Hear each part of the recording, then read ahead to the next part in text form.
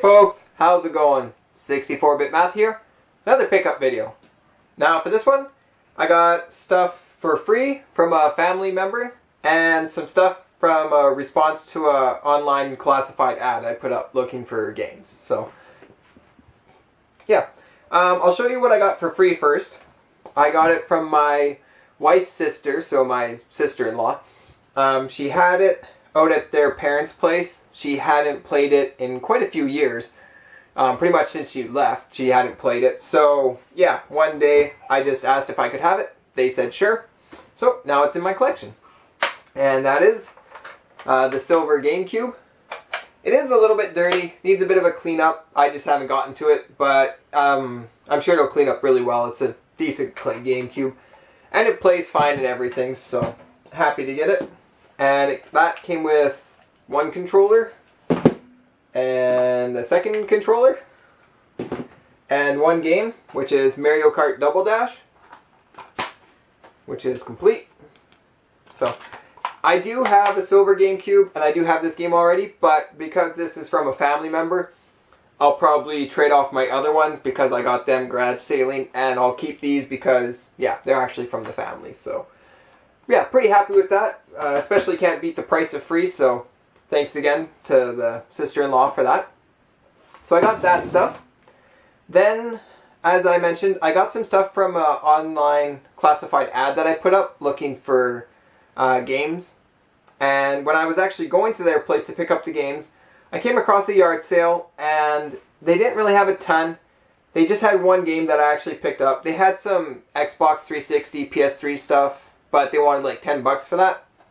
But they had one original Xbox game, which I don't really collect for, but it was $1, and I figured it's worth a little bit more than that.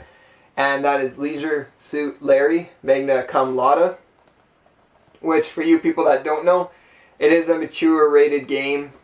There's some bad or naughty content, I guess you could say. I don't really plan on playing it, because like I said, I don't even have an Xbox anymore.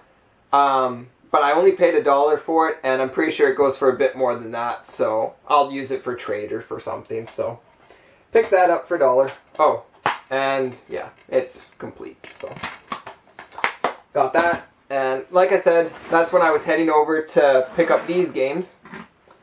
Now, they kind of had it set up where they had some games kind of in a bit pale, and they just had it set you buy the whole group for 30 bucks. And then they had some other stuff, some other games set out where they wanted 15 bucks a piece. So for the ones that were in a group for 30 bucks, I bought them all because you had to buy them all to get the deal. But I think it works out to about 2 bucks a game. And some of these games are kind of iffy if I'd actually spend 2 bucks on them. But there's other ones that are well worth pretty much the 30 bucks on their own. Or all added up, it equals well worth 30 bucks. So I'll show you that first, and then I'll show you the ones I picked up for 15 bucks after that. So out of the $30 pile, I got a Hip Gear memory card for the N64. I got a Jurassic Park for the Nintendo Game Boy. Oh, and some of I haven't had a chance to clean these games. Some of them are quite dirty. Some of them have quite a bit of sticker residue. When I clean them, I'm sure they'll be in better shape. But for now, some of them might look a little bit haggard. So, yeah, just fair warning that I will be cleaning these up. Then NHL Breakaway 98. Forsaken 64. WWF Warzone.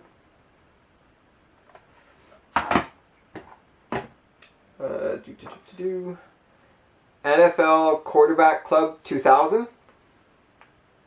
A lovely game in lovely shape. Then I got Doom 64, which isn't a bad game. You just have to make sure that you turn the brightness up on your television, because it's quite dark. Even when I crank the brightness on my television, it's still a really dark game to play on my TV. I got Wipeout 64.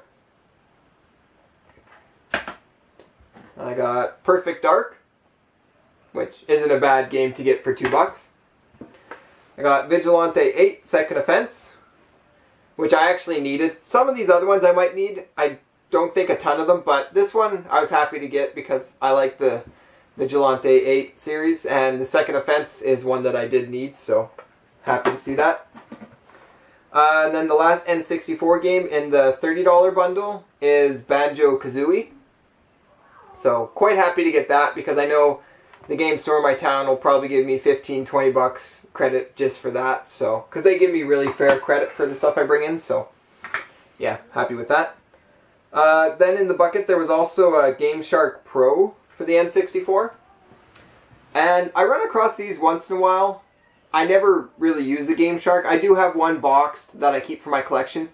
But for some reason, I'm not sure if it's just my town or if everywhere is like this, but apparently they pay pretty good for these.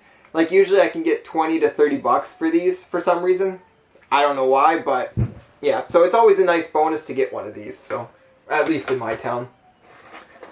So I got that, and then I got 2 Super Nintendo games. Now the first one has probably the worst label out of everything here, but it's a good game, so if I can find someone that doesn't really care about the label, I'll get decent value for it. And that is Donkey Kong Country 2. Now, as you can see, you might not even be able to read that it's Donkey Kong Country 2. You can see a bit in there, but yeah. Like I said, it plays fine, so as long as I get someone that doesn't care about the label, I'll be able to trade it to them, or, you know, my game store will take it too, or whatever, so I'll find a use for it. But it is pretty beat up. And then the last game in the $30 bundle is Williams Arcade's Greatest Hits. So, not a bad game to get, and I didn't actually have it, so nice to see in the bundle. So, yeah. So I got all those games. They were all 30 bucks for all together. So, like I said, it's like $2-ish an item. So, not bad. And then they did have some they wanted a bit more for. And I only grabbed 2, but for 15 bucks a piece, I figured they were quite well worth it. And the first up is Secret of Evermore. Now, it does have a bit of damage up here, but the main part of the label is okay. And for 15 bucks, I figured it was still a pretty good deal.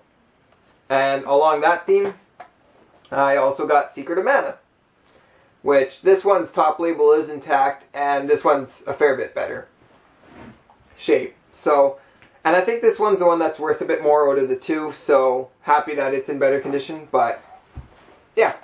So I got both of those games, 15 bucks a piece. Really happy with that. I know they'll go to good use. And for some reason, in my town, I run across Secret of Mana quite a bit. I think this is my 3rd copy that I've bought for... I think this is the one I paid the most for, actually. So I got this one for 15 bucks. I got my box copy for 8. And then I got another copy in one of the first bundles I ever bought when I started collecting. And it was like, it worked out to like 10 bucks a game. So yeah, this is actually the most I've ever spent on a Secret of Mana. And it's the 3rd one I've bought. So yeah, Secret of Mana, Secret of Evermore, 15 bucks a piece, as well as a bunch of other games for 2 bucks a piece. So yeah, that's what I got. Some free stuff, some cheap stuff, some dirty stuff. Let me know what you guys think of it. If you think I've overpaid, if you've played these games, if you guys have picked up stuff, feel free to comment below or attach it as a video attachment, or video response I should say. Feel free to do that if you want to. But yeah, thanks for watching. I'll do a quick pan over, and that's all in the video. So yeah, thanks, and I'll see you with the next video. So later.